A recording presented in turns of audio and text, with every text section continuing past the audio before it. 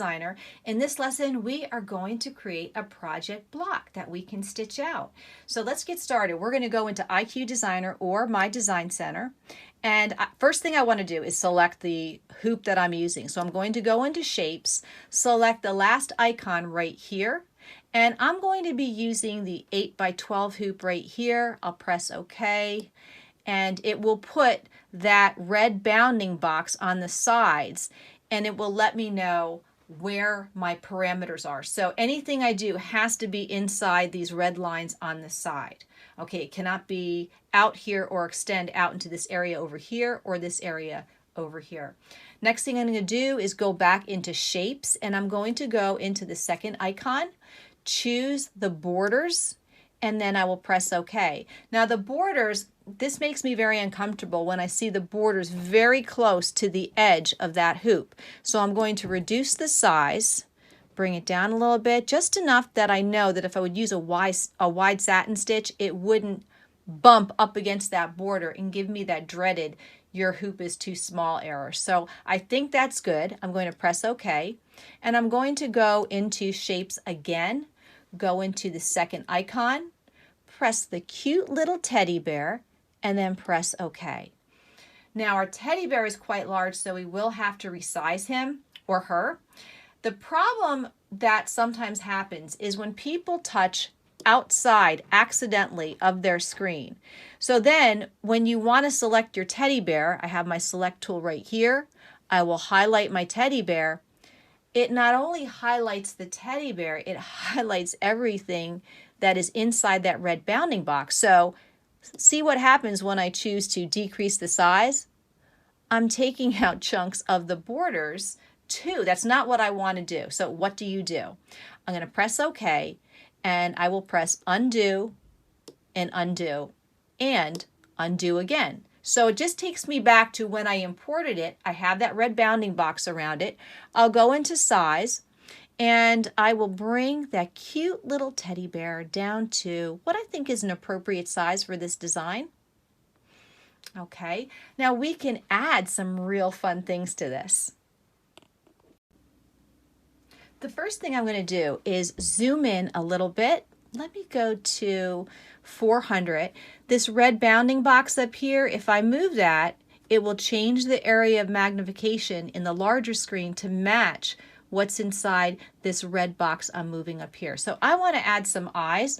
What I might do is just use my paintbrush right here and make sure I have the black color, satin stitch fill, press OK, and maybe I'll just, paintbrush is highlighted, touch an eye there, and then touch an eye there. Now, if my eyes are not aligned correctly, I can choose my select tool and just put the bounding box around it and move it into place. Okay, so let me just kind of put these where I want it.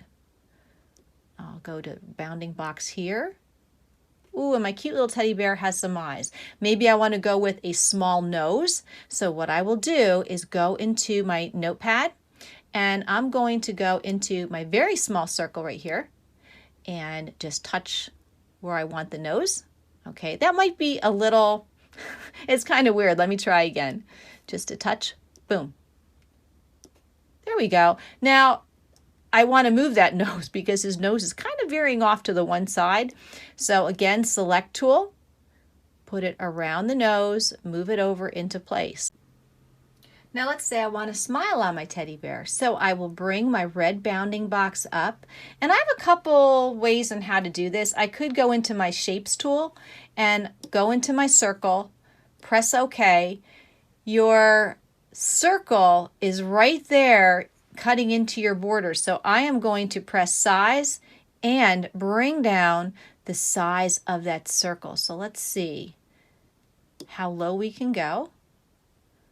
And just need to get little small little smile there. So I'm going to move the red bounding box down here, bring it up here so I can see it. And what I'm going to do at this point in time is erase half of the circle. So I'll press OK, go into my eraser, and I guess the medium is going to be good for now. So I'll use that little eraser tool, and now I have the smile. So I will use my select tool, put my selection box around the smile, move it up, and there we go.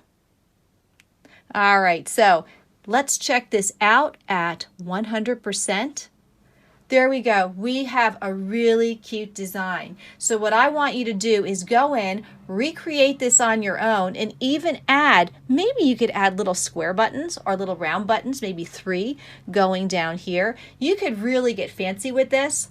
But now we're going to move on to adding some color and some fills to our project. Now let's say I want a smile on my teddy bear. So I will bring my red bounding box up, and I have a couple ways on how to do this. I could go into my shapes tool and go into my circle, press OK.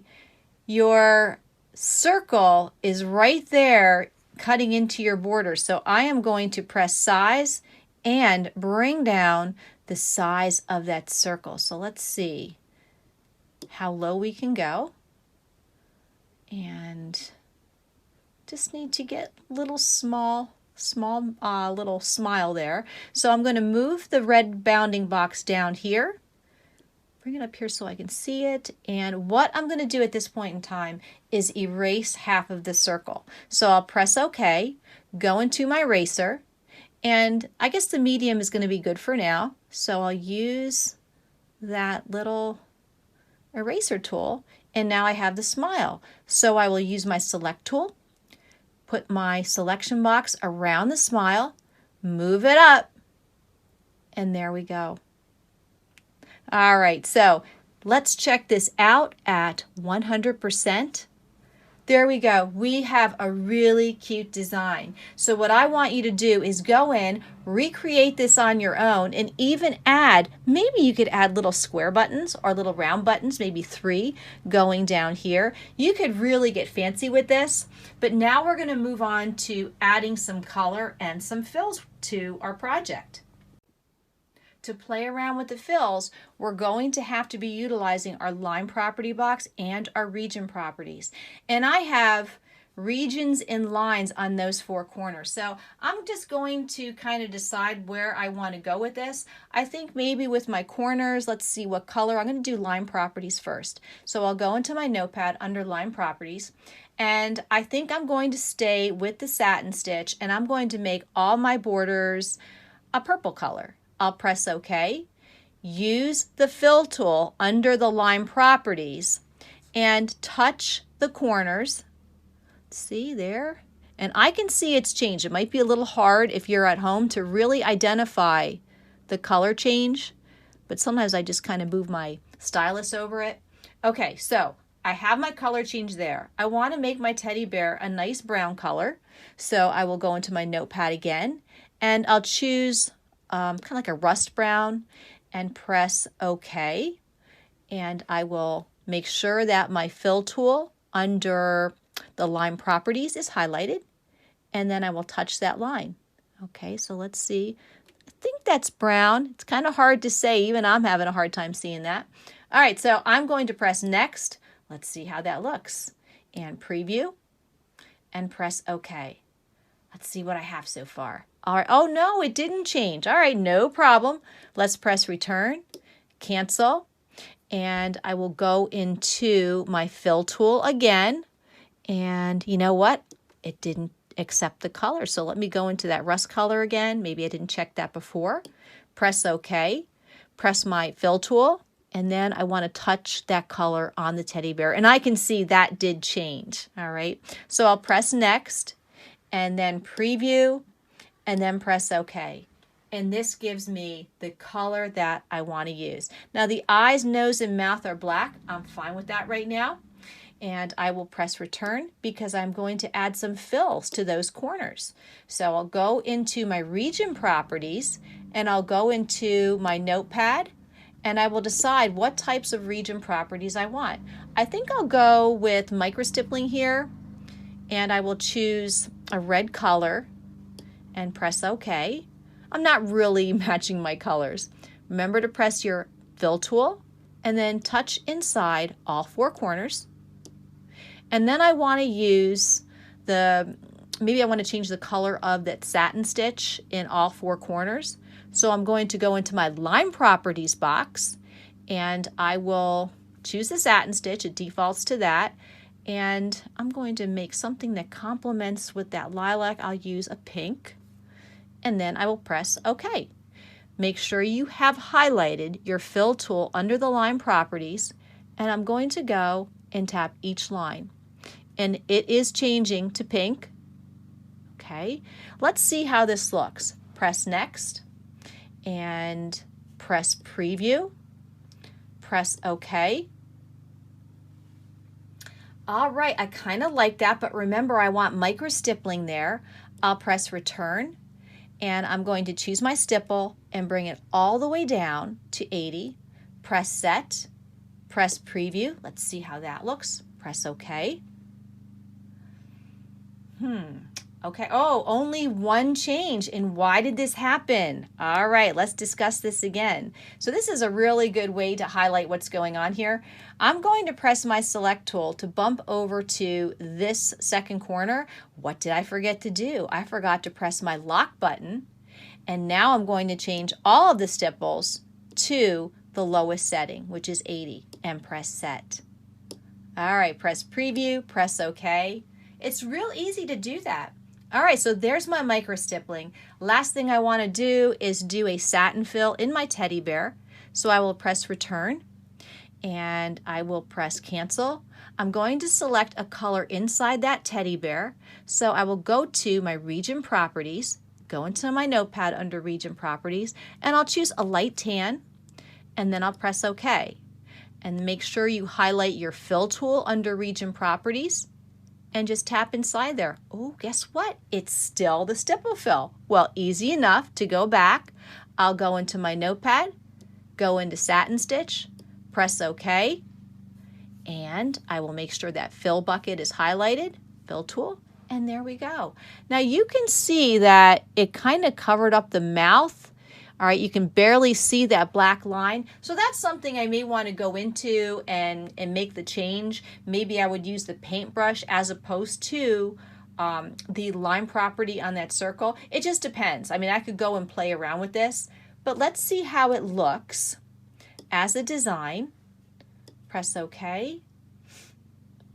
And let's see where we're at. All right, I think that's really cute. Now see, it must have been just on the first screen. Now I can see that smile very easily. All right, so as always, before you turn this into a PES embroidery design, press your yellow pocket. I'm going to put it in my machine. It saved it as a file in which we can go back and make some edits. I'm going to press set at this point in time. It's going to give you a warning. It's going to convert it to a PES file. Press OK. And there we go. We are ready to stitch out. So I want you to try this on your own. Give your little teddy bear some buttons, add whatever fills you want, and you're going to be good to go.